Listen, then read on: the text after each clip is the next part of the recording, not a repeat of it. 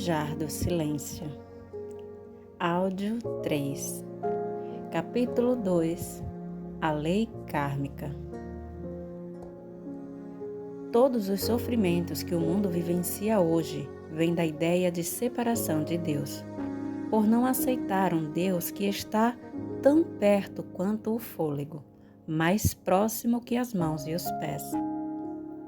Um Deus que não é só capaz, como também quer e deseja que frutifiquemos com abundância. No tempo do paganismo, afora talvez um sentido de gratidão, as pessoas adoravam tudo aquilo que parecesse poder aniquilá-las e começaram a atribuir a tais coisas o poder da divindade. À medida que a consciência humana evoluiu, apareceu a ideia de um Deus único, mas aparentemente o homem não estava preparado para perceber Deus como realmente é. E assim encontramos um tipo estranho de Deus na escritura hebraica. Assim como sabemos que o sol, a lua e as estrelas não são Deus, sabemos hoje que Jeová, o Deus da ira e da vingança, não é Deus. O Deus do Velho Testamento não é Deus. É a lei de karma. É a lei que diz que o que você semear, colherá. É a lei que diz que se fizermos o bem virá até nós.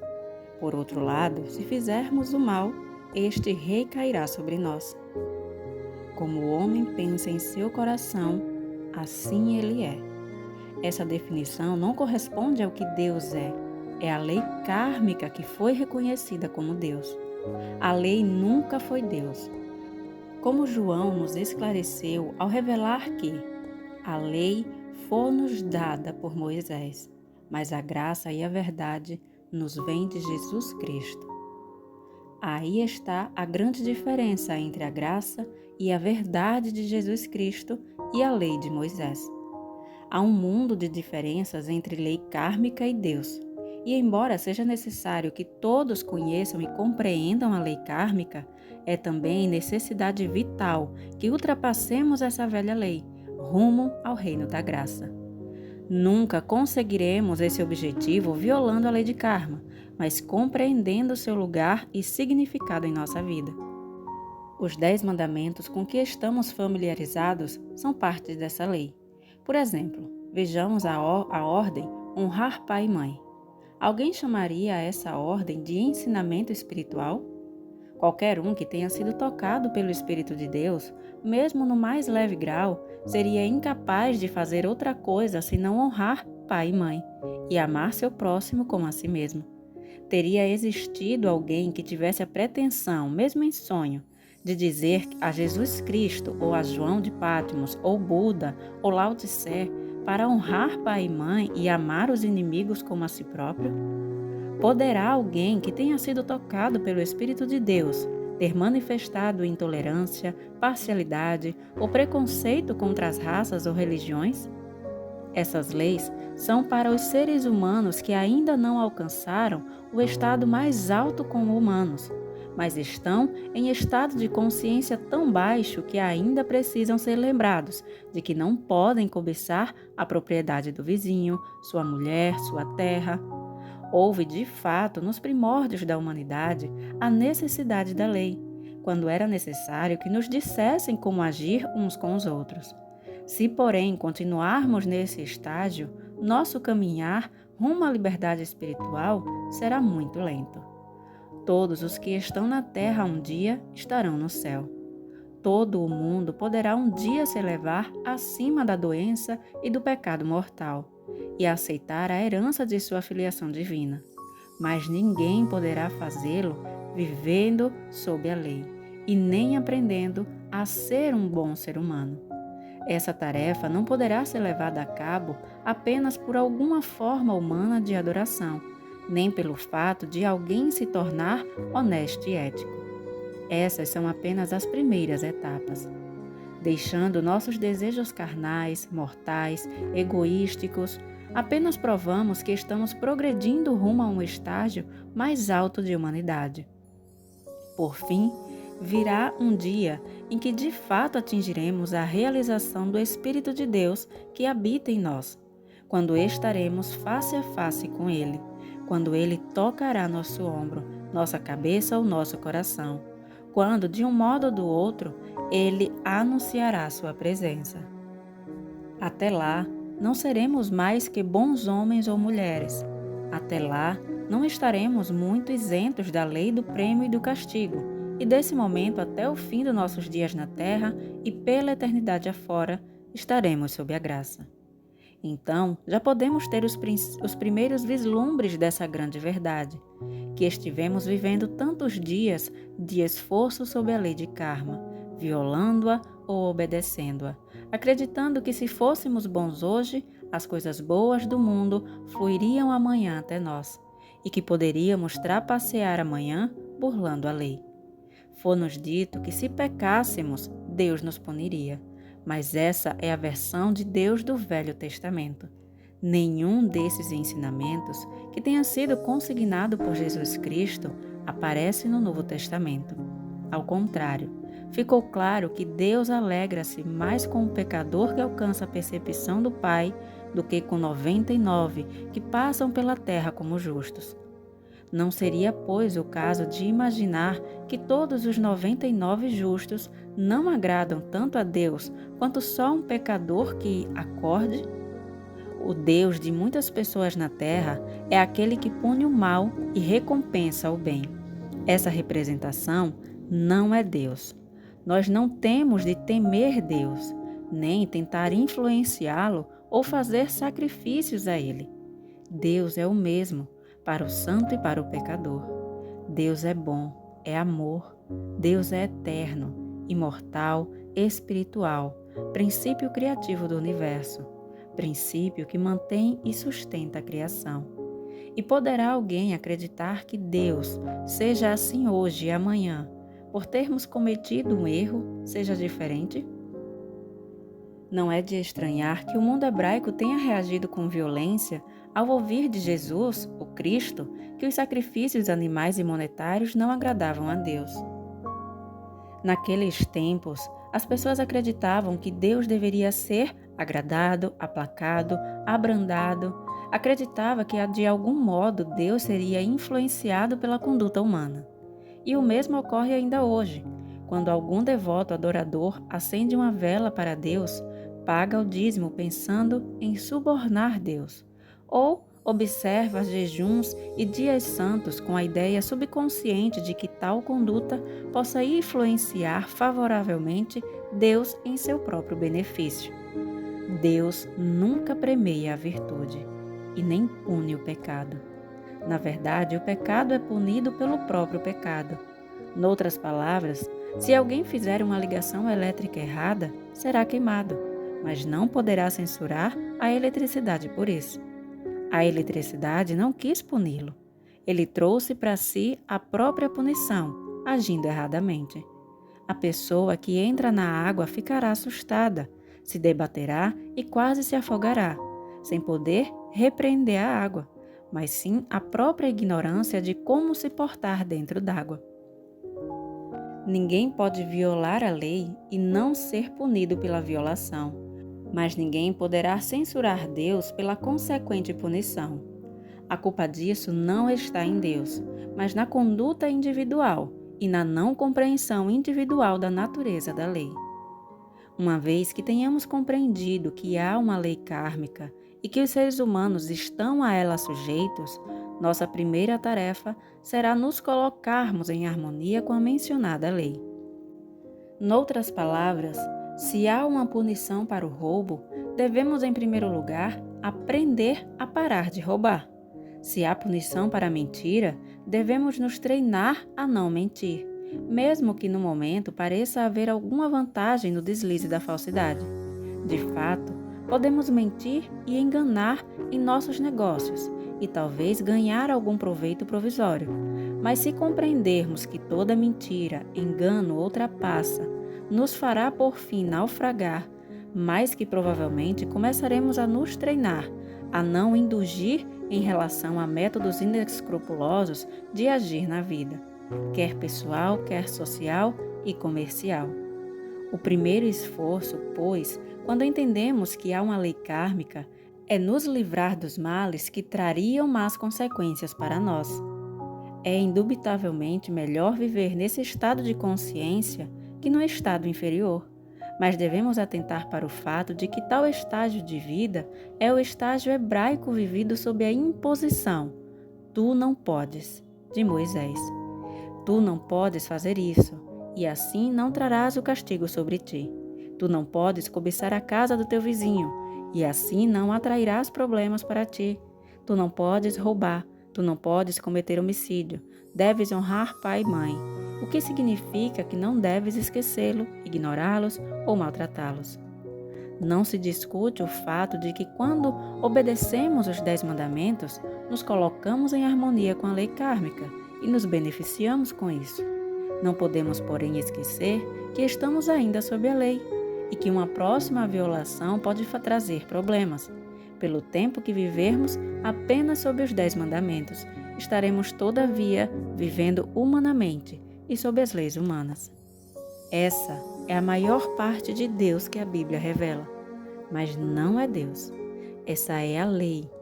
É o Deus Senhor, é o Deus Lei, a lei kármica, a lei de causa e efeito. O que semeares, colherás. Isto não é Deus. O que tu semeares, tu colherás. Não se faz menção a Deus. Apenas nos avisa que, quando fizermos o certo ou o errado ao semear, teremos o certo ou o errado ao colher. Mas certamente está claro que Deus nada tem a ver com a semeadura ou com a colheita. E, pois, nada disso guarda referência com Deus. Refere-se sim à lei kármica, à lei de causa e efeito, encontrada ao longo da Bíblia. Mas, como acreditou-se que isso fosse Deus, essa ideia foi perpetuada pelas pessoas que não ousaram ler a Bíblia com objetividade e que hoje chamam a si mesmas de protestantes ou católicas, sendo que todas elas aceitam o velho Deus hebraico dos 10 mandamentos, o Deus de causa e efeito, o Deus do karma. Tentemos agora ver o que seja realmente Deus, se é que o podemos, já que desse ponto depende toda a nossa experiência. É justo e correto ser um bom hebreu, isto é, obedecer os 10 mandamentos. É justo e correto ser um homem de negócios honestos ao invés de desonesto, e um ser humano saudável ao invés de doente.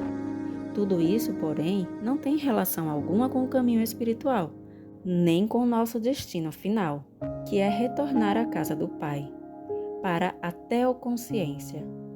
Para alcançarmos nosso intuito final, devemos compreender a natureza divina, e assim certamente surgirá uma pergunta em nossa mente: que é Deus? Antes de mais nada, temos de saber que nossas orações e meditações não influenciam Deus para que faça ou não faça o bem para nós, e que nós não podemos trazer a glória de Deus para nós mesmos e nem para qualquer outro. Tudo o que podemos fazer é reconhecer que Deus, que está em nós, é poderoso, e não por nossa causa, mas exatamente porque nos foi dada a graça de reconhecer que é aquele que sempre é. Eis porque o Mestre disse aos discípulos para não se glorificarem por terem subjugado os demônios, mas por terem os seus nomes escritos nos céus. Eis porque ninguém deve ousar se glorificar por causa de uma cura. Nenhum ser humano jamais efetuou uma cura. Ela é trazida por um estado divino do ser espiritual que atua, e só pode atuar por meio e com a consciência de alguém que conheça a natureza de Deus, e possa assim trazer a cura para a esfera da manifestação visível. Esse é o nosso papel nesse glorioso trabalho espiritual. Apenas esse é o nosso papel: conhecer Deus e conhecê-lo corretamente, como vida eterna. Quando conhecermos a natureza de Deus como amor e vida eterna, nunca mais nos ocuparemos com a morte, a velhice ou a doença, como se houvesse realidade que pudéssemos mudar, trazendo Deus para ela. Compreendamos que não há nada a fazer quanto a Deus. Há o que fazer quanto ao o que semear escolherás. Se acreditamos numa lei de pecado, de matéria, de doença ou numa lei punitiva, será essa a marca que iremos imprimir à nossa vida e à vida dos que esperam de nós uma orientação espiritual. Quando compreendemos que a natureza de Deus é amor, compreendemos também a palavra graça. Compreendemos que o nosso bem nos vem pela graça, e não por sermos merecedores ou dignos dela. Qual ser humano pode ser bom o bastante para merecer Deus? Em relação a isso, quanto mais qualidades humanas tivermos, mais teremos o que varrer de nós antes de podermos perceber Deus. Não podemos chegar ao ponto de merecer Deus. Só podemos galgar o ponto em que a parte de nós que quer ser meritória ou parece não sê-lo, seja removida do caminho e o nosso verdadeiro eu seja revelado. Nosso bem, físico, mental, moral ou financeiro, é nosso pela graça divina, como um presente de Deus. Não podemos ganhá-lo ou merecê-lo. Não podemos influenciar Deus para que nolo dê-lo. E nenhum ato, fato ou pensamento nosso é poderoso bastante para impedir Deus de agir e de continuar operando. Embora nossos pecados sejam escarlates, no momento exato em que percebemos nossa verdadeira identidade, tornamo-nos brancos como a neve. De fato, enquanto aceitarmos o karma, isto é, enquanto aceitarmos a nós mesmos como apenas seres humanos, teremos a lei de karma agindo em nossa vida, mas a lei para de atuar tão logo assim meditemos. Eu estou saindo, me separo e agora vou viver sob a graça. E no momento em que realmente estivermos vivendo sob a graça, cairá em desuso a palavra eu. Paramos de nos vangloriar de que o eu é bom e meritório, e paramos de nos condenar por ser o eu mau e indigno. Esquecemos mesmo o passado e reconhecemos que não vivíamos uma hora atrás e que não podemos viver daqui a uma hora. O único momento em que podemos viver é agora, e agora estamos vivendo na graça. Agora não há pecado, doença, morte ou iniquidade. Nada age em nossa consciência a não ser o amor de Deus, não o seu ou o meu amor. Se em verdade apenas pudermos chegar a algum grau de compreensão da natureza de Deus, quantos anos tiraríamos de nossos ombros? Quantas lembranças de nossas ações e omissões passadas? Quanto de maus pensamentos tiraremos de nós e começaremos a compreender que agora somos os filhos de Deus. Agora, neste momento de divina graça, toda lembrança dos nossos anos passados se esvai. Agora, queremos esquecer nossos feitos, quer bons, quer maus. Queremos esquecer o disfarce, o papel que estivemos a interpretar nesse particular espetáculo e deixar que se vá, juntamente com nossa roupagem e tudo o que lhe diz respeito. Se pudermos relembrar o melhor e mais elevado exemplo de paternidade que conhecemos, veremos que nenhum pai real permite que animosidade, impaciência ou intolerância interfiram em seu amor paterno para com seus filhos. Entendido isso, desaparecerá todo contrassenso sobre um Deus punitivo e vingativo. Deus é puro demais para admitirmos nele a iniquidade. O Mestre disse ter vindo à Terra não para satisfazer sua vontade, mas a vontade do Pai. E qual é a vontade do Pai? É sanar a doença, ressuscitar os mortos, perdoar os pecadores. Seria este um Deus punitivo? Disse o Mestre, nem eu te condeno. Este é um Deus punitivo? E disse ao ladrão na cruz, hoje estarás comigo no paraíso. Será isso punição? E disse ainda, teus pecados te são perdoados. Em toda a revelação do Mestre, não há registro de condenação ou punição por parte dele. Mas lemos isto: não peques mais, para que não te aconteça coisa pior. Disse ele que Deus nos castigaria? Não, são nossos pecados que nos infligem castigo, não Deus. Nossos erros retornam sobre nós e nem temos de consumar o ato pecaminoso.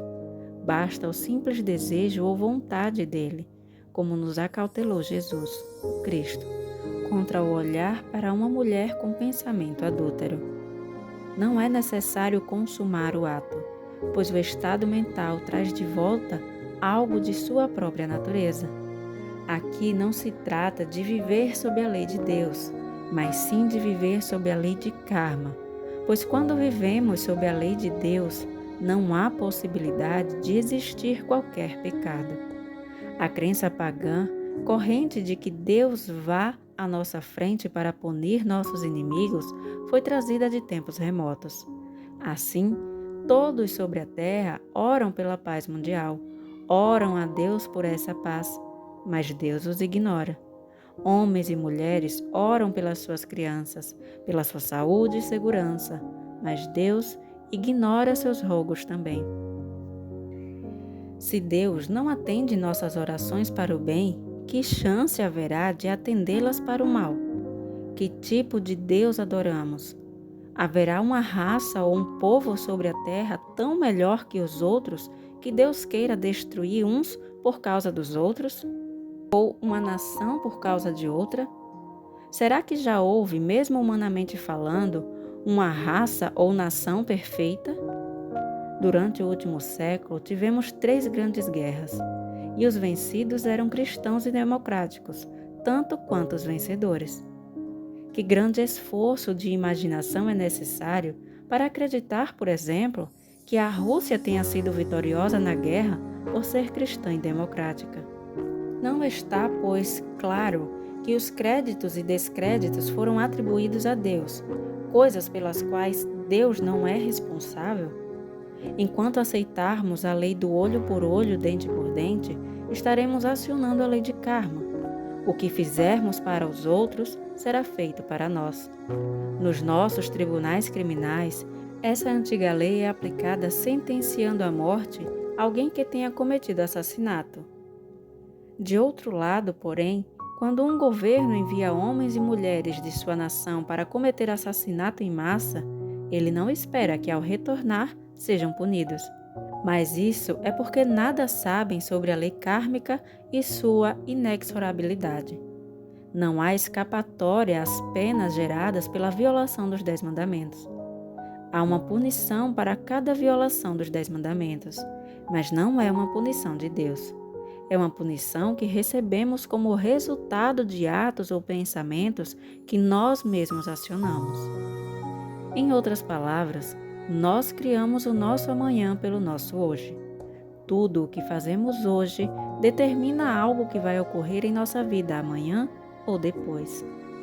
A miúde nos espantamos com certos desastres que acontecem em nossa vida, pensando que nós não merecemos, mas não é verdade.